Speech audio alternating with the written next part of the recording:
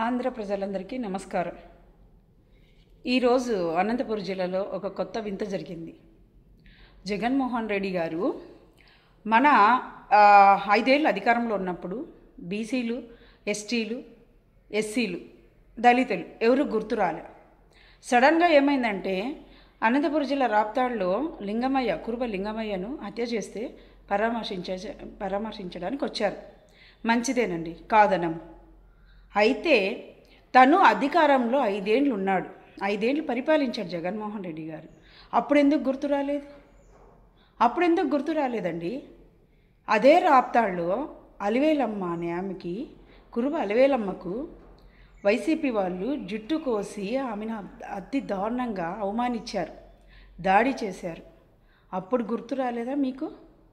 సానుభూతి వాళ్ళ మీద ఎప్పుడు కలగలేదా? బీసీలని గుర్తు రాలేదా?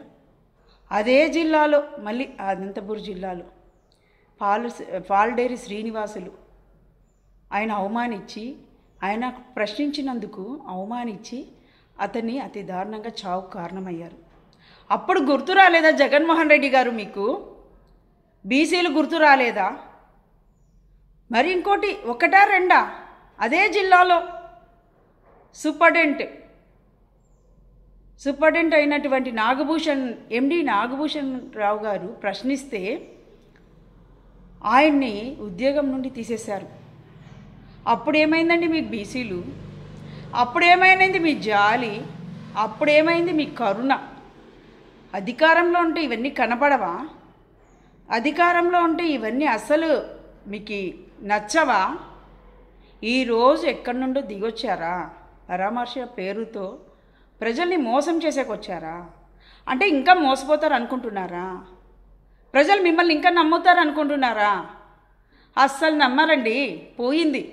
నమ్మిచ్చారు, 2019లో నమ్మిచ్చారు, మోసపోయారు ఆంధ్ర ప్రజలు. ఇప్పుడు కాదు, ఇప్పుడు ఎవరు మోసపోరు, అంత ఛాన్స్ మీకు ఇవ్వరు. 5 ఏళ్ళు పరిపాలన చూశారు. మీ అక్రమాలు, దౌర్జన్యాలు, దోపిడీలు, హత్యలు ఒక్కటా రెండా? చెప్పుకుంటే పోతే 365 రోజులు, రోజుకొక్కటి చెప్పుకుంటూ పోవచ్చు. అన్నీ ఉన్నాయి. మీ వాళ్ళు మీరు చేసిన దాడులు ఇవన్నీ వదిలేసి ఈరోజు ఏదో ఇంకా బీసీలు అంటే తెగ ప్రేమ ఉన్నట్టు ఈరోజు వచ్చి మీరు పరామర్శిస్తుంటే నిజంగా నవ్వొస్తుందండి. చెప్పుకునే చిగ్గుసేటు. మీ పార్టీ వాళ్ళు ఎంత దారుణంగా చేశారు. దళితుడిని డోర్ డెలివరీ చేస్తే ఆ రోజు ఏం క్వశ్చన్ చేయలే మీరు, ఆ రోజు ఏమి మాట్లాడలే. ఎంతమంది అండి మినిస్టర్లు, ఎమ్మెల్యేలు రకరకాలుగా బీసీని, దళితుల్ని ఇబ్బంది పెట్టారు. ఆ రోజు ఎందుకు క్వశ్చన్ చేయలేదు మీరు? ఆ రోజు ఎందుకు ఇవి మీకు గుర్తు రాలే? ఈరోజు వచ్చాయా అంటే అధికారంలో ఉంటే కళ్ళు నెత్తికెక్కుతాయంటాయి. అది మీకేనేమో, మేబీ, నాకు తెలిసి మీలాంటి వాళ్ళనే అనుకొని ఇలా సామెత వచ్చింటుంది. అధికారం పోతే కళ్ళు కింద కనిపిస్తాయంట. పోలీసుల్ని వాళ్ళని కానీ వదలలేదు కదండి, నానా హింసలు పెట్టారు. పోలీసుల్ని ఒక్క ఉరికెత్తిచ్చారు.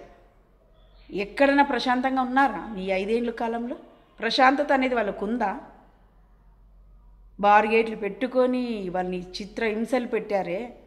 ఈరోజు అదే పోలీసులను అడ్డు పెట్టుకుని ఇంత దూరం వచ్చారు. ఇప్పుడు తెలిసిందా మీకు వాల్యూ ఎవరు ఏంటని? ఇప్పుడు అర్థమవుతుందా?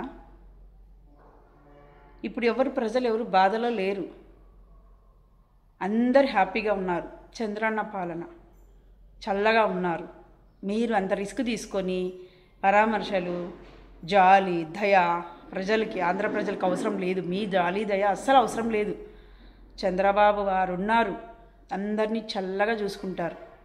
మీరు హ్యాపీగా మీ ఏసీ ప్యాలెస్లో రిలాక్స్ అయితే బాగుంటుందేమో. అసలే ఎండలు ఎక్కువ ఉన్నాయండి, జాగ్రత్త.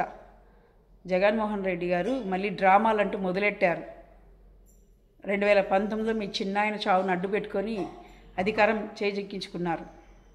ఇప్పుడు ఎవరిని బలి చేస్తున్నారు? బీసీలు, దళితులనా? నమ్ముతారా? నమ్మే స్థితిలో ఉన్నారా? ఒకసారి ఆలోచించండి. ఆ కాలం పోయింది కాబట్టి మీరు హ్యాపీగా రెస్ట్ తీసుకోండి. చాలు, ఇప్పటి వరకు మీరు చేసింది ఆంధ్ర ప్రజలకి ఇచ్చిన గౌరవాలు, వాళ్ళకి ఇచ్చిన అభివృద్ధి చాలా గొప్పగానే ఉన్నాయి. చాలండి. ఇంకా మా ప్రజలు, ఆంధ్ర ప్రజలు ఎవరు మీ పరిపాలన కోరుకోవడానికి ఎవరు సిద్ధంగా లేరు. కాబట్టి మీరు హ్యాపీగా రెస్ట్ తీసుకోండి. Okay, thank you.